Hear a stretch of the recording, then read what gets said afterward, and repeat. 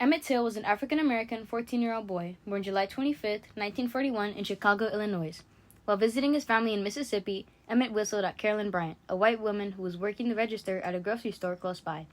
After he whistled, she stormed off, leading Emmett and his cousins to believe she would go and grab a gun, causing them all to flee.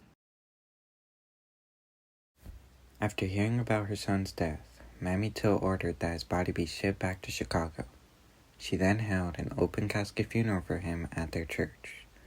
He was left on display for 5 days as thousands of people went to see him and what they had done to him. Although it hurt his mother to see her son's body on display, she claimed she did it to, quote, "let the world see what has happened because there is no way I could describe this, and I needed someone to help me tell what it was like." I believe that the whole United States is mourning with me.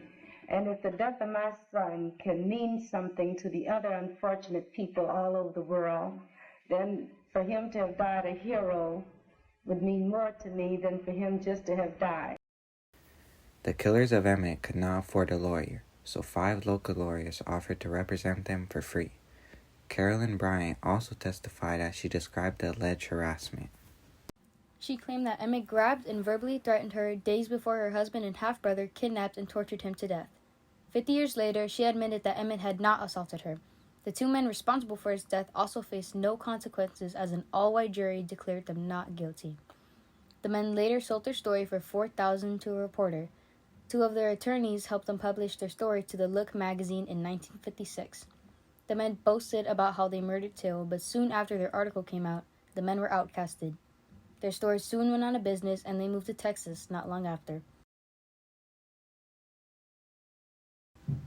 Emmett Till's death brought light to the racial violence and injustice in Mississippi. It sparked a surge in the activism and resistance that soon became known as the Civil Rights Movement.